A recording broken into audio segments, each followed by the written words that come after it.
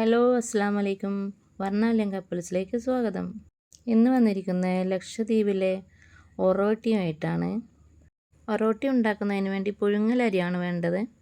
ഞാൻ തലേന്ന് രാത്രി തന്നെ പുഴുങ്ങലരി കുതിർത്തി വെച്ചായിരുന്നു. എന്നിട്ട് രാവിലെ അത് ഒന്ന് അരക്കാൻ വേണ്ടിയിട്ടാണ്. രാവിലെ അപ്പോൾ എടുത്ത് നോക്കിയപ്പോൾ കുതിർന്ന് വന്നിട്ടുണ്ട്. അപ്പോൾ ഞാനത് ഒന്നുകൂടെ കഴുകി വൃത്തിയാക്കിയിട്ട് അത് അരക്കാനിടാൻ വേണ്ടിയാണ്. രാത്രി കുതിർത്തി വെച്ച കൊണ്ട് നന്നായിട്ട് കുതിർന്നിട്ടുണ്ട്. ഇനിയിപ്പോൾ നമുക്കത് ഗ്രൈൻഡറിലേക്ക് ഇടാം.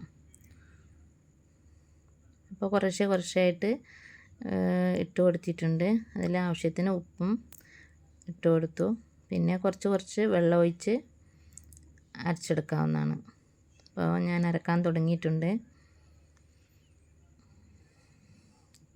ഇനി കുറച്ച് ടൈം എടുക്കും ഇത് അരച്ച് നന്നായിട്ട് നൈസായിട്ട് അരിഞ്ഞെടുക്കണമല്ലോ. അപ്പം ഇപ്പോൾ ഏകദേശം റെഡിയായി വരുന്നുണ്ട്. ഇനിയിപ്പോൾ അത് നമുക്ക് പാത്രത്തിലേക്കൊന്ന് മാറ്റി വെക്കാം. അപ്പോൾ ഞാൻ ഇത്രയും അരിയുണ്ട്. ഒത്തിരി ടൈറ്റ് വേണ്ട, കുറച്ച് ലൂസായിട്ടാണ് വേണ്ടത്. ഇത് മൾട്ടി മേക്കറിൽ എങ്ങനെയാണ് ഒറോട്ടി ഉണ്ടാക്കുന്നതെന്ന് കാണിക്കാൻ വേണ്ടിയിട്ടാണ് ഞാൻ ഈ പരുവത്തിലെടുത്തത്. അതുണ്ടാക്കുമ്പോൾ തന്നെ നമുക്ക് തേങ്ങാപ്പാൽ എടുത്ത് വെക്കണം. തേങ്ങയുടെ മുഴുത്ത പാലില്ലേ, അത് ഒരു പാത്രത്തിൽ തൊട്ടടുത്ത് തന്നെ എടുത്ത് വെക്കണം. കാരണം ഇതിൽ ഒന്ന് ചുട്ടെടുക്കുമ്പോഴൊക്കെ തന്നെ അതിൽ മുക്കിയെടുക്കണം. ഇപ്പോൾ പാൻ ചൂടായി. അപ്പോൾ അതിലേക്ക് 1 ടേബിൾ സ്പൂണ് അരി അരച്ചത് എടുത്ത് വെച്ചിട്ട് ജസ്റ്റ് ഒന്നിങ്ങനെ പ്രസ് ചെയ്ത് കൊടുക്കുക.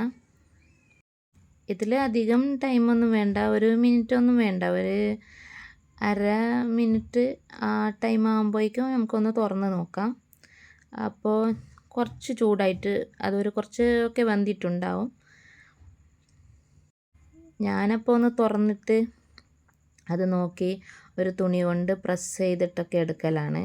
അങ്ങനെ തന്നെ വിട്ട് ചെയ്യാം. പക്ഷേ അങ്ങനെ വിട്ട് ചെയ്യുമ്പോഴേക്കും നമുക്ക് ചപ്പാത്തിയൊക്കെ ചെയ്യുന്ന പോലെ ഇതുകൊണ്ട് ചെയ്യാൻ പോയാൽ ചിലപ്പോൾ ഹാർഡായി പോവും. കുറച്ച് സൈഡൊക്കെ കരിഞ്ഞേക്കാനും മതി. അതുകൊണ്ട് ഞാൻ ഒരു തുണി വെച്ചിട്ട് ഒന്ന് പ്രസ് ചെയ്തിട്ട് മറ്റേ വശം ഒന്ന് മറിച്ചിട്ട് പ്രസ് ചെയ്തിട്ട് എടുക്കലാണ്. ഇതിലാകുമ്പോൾ നല്ല എളുപ്പമാണ്. ജോലിക്കൊക്കെ പോകുന്നവർക്ക് നല്ല എളുപ്പമാണ്. ഇലയൊന്നും വേണ്ടല്ലോ. ഞാൻ സാധാരണ ഇതിൽ ആണ് ചെയ്യുന്നത്. ഇലയിലൊക്കെ ചെയ്യുമ്പോഴേക്കും ഒരുപാട് ടൈം എടുക്കും. ഇതിങ്ങനെ ഒന്ന് മറിച്ചിട്ടിട്ട് ഒന്നും കൂടെ നമുക്ക് ഈ തുണി കൊണ്ട് പ്രസ് ചെയ്തെടുത്താൽ നല്ല ഒറോട്ടിയായിട്ട് തന്നെ കിട്ടും. ഇലയിൽ എടുക്കുന്ന പോലെ തന്നെ നല്ല സോഫ്റ്റാണിത്.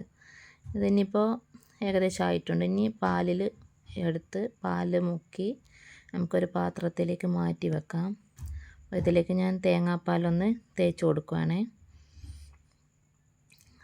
2 വശത്തുമായിട്ട് മുഴുത്ത തേങ്ങാപ്പാൽ തന്നെ 2 വശത്തും തേച്ച് കൊടുത്തിട്ട് നമുക്ക് മാറ്റി വെക്കാം.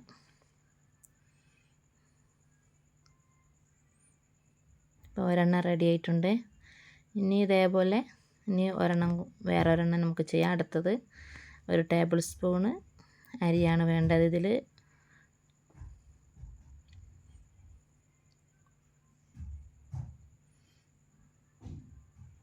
ഈ ഒരു പരുവത്തിലാണ് വേണ്ടത്. ടൈറ്റായാൽ സെൻറ്റർ കൂടെയൊക്കെ ഇങ്ങനെ പൊട്ടിയ പോലെ ലൈനായിട്ട് വരും, സ്ക്രാച്ച് വരും അങ്ങനെ. അതുകൊണ്ട് കുറച്ച് ലൂസായിട്ടാണ് നമുക്ക് വേണ്ടത്. നമ്മൾ ദ്വീപിൽ സാധാരണ ഒറോട്ടിയൊക്കെ നിങ്ങൾ കണ്ടിട്ടുണ്ടാവുമല്ലോ. ഇലയിൽ പരത്തിയിട്ട് പിന്നെ വേറൊരു ഇല കൊണ്ട് മൂടി അങ്ങനെ ഇരുമ്പിൽ ചുട്ടെടുക്കുന്നതാണല്ലോ. അപ്പോൾ ഇത് ഇല ഒന്നും വേണ്ട. നമുക്ക് നല്ല എളുപ്പമാണ് ഇതിൽ ചെയ്യാൻ. ഞാൻ ബ്രേക്ക്ഫാസ്റ്റിനൊക്കെ ഇടയ്ക്ക് ഇത് ഉണ്ടാക്കലുണ്ട്. ഇതുള്ളത് കൊണ്ട് നല്ല എളുപ്പമായിട്ട് ചെയ്യാൻ പറ്റും. കഴിക്കാൻ നല്ല സോഫ്റ്റാണിത്. എന്നോട് എൻ്റെ ഫ്രണ്ട്സൊക്കെ ഇങ്ങനെ ചോദിക്കലുണ്ട് ഇതിലെങ്ങനെയാണ് ഉണ്ടാക്കുന്നതെന്ന്. അപ്പോൾ ഞാനൊന്ന് വീഡിയോ എടുത്തിട്ട് ഇതിലിടാമെന്ന് വെച്ചു. അപ്പോൾ ഇത് നോക്കിയിട്ട് പലർക്കും ഉണ്ടാക്കാൻ പറ്റുമല്ലോ. ഞാനിതിപ്പോൾ യൂസ് ചെയ്യാൻ തുടങ്ങിയിട്ട് ഒരു 2-3 വർഷമൊക്കെ കഴിഞ്ഞു ഈ പാൻ യൂസ് ചെയ്യാൻ തുടങ്ങിയിട്ട്. ഇതുവരെ ഒന്നും ആയിട്ടൊന്നുമില്ല. നോൺ സ്റ്റിക്കാണ് 2 സൈഡും. താഴെ വശം കുറച്ച് കുഴി പോലെ നമ്മുടെ ചപ്പാത്തിയൊക്കെ ചുടുന്ന പാൻ പോലെ കുറച്ച് കുഴി പോലെ ഉണ്ട്. മുകളിൽ റൗണ്ടായിട്ട് അങ്ങനെ പുറത്തോട്ട് തള്ളിക്കിടക്കുന്ന രീതിയിലാണുള്ളത്. അപ്പോൾ അതേപോലെ ഒന്ന് ജസ്റ്റ് ഒന്ന് പ്രസ് ചെയ്ത് കൊടുക്കുക. കുറച്ചാകുമ്പോഴേക്കും അതായിട്ടുണ്ടാവും. ദ്വീപുകാർക്ക് ഒറോട്ടി ഇല്ലാത്ത ഒരു കല്യാണമോ ഒരു നോമ്പ് പരിപാടിയോ ഒന്നും ഉണ്ടാവില്ല. ഈ ഒറോട്ടി ഡെയിലി നോമ്പിന് എല്ലാവരും ഉണ്ടാക്കുന്നതാണ്. പിന്നെ കല്യാണത്തിൻ്റെ എല്ലാ ഫങ്ഷനും ഈ ഒറോട്ടി ഉണ്ടാവും. ഇതിൻ്റെ കൂടെ കറി നമുക്ക് എന്ത് വേണമെങ്കിലും കഴിക്കാവുന്നതാണ്. ചിക്കൻ കറി നല്ലതാണ്. പിന്നെ ബീഫ് കറി അതിനേക്കാളും ടേസ്റ്റ് ഉണ്ടാവും. മീൻ കറിയും കഴിക്കാം. പിന്നെ വരുന്നത് മാസ് തന്നെ 1-2 ടൈപ്പൊക്കെ ഇതിൻ്റെ കൂടെ കഴിക്കാൻ പറ്റിയതാണ്. മാസാണ് എന്ന് പറഞ്ഞിട്ടുണ്ട്. മാസ് ചെറിയ പൊടിയായിട്ട് പിന്നെ അതിൽ മസാലയൊക്കെ ചേർത്തരച്ചും ഇതൊക്കെ ഉണ്ടാക്കുന്നത്. പിന്നെ ഞാനിന്നുണ്ടാക്കിയത് മാസാണ് അല്ല മാസ് കറിയാണ് ഉണ്ടാക്കിയത്.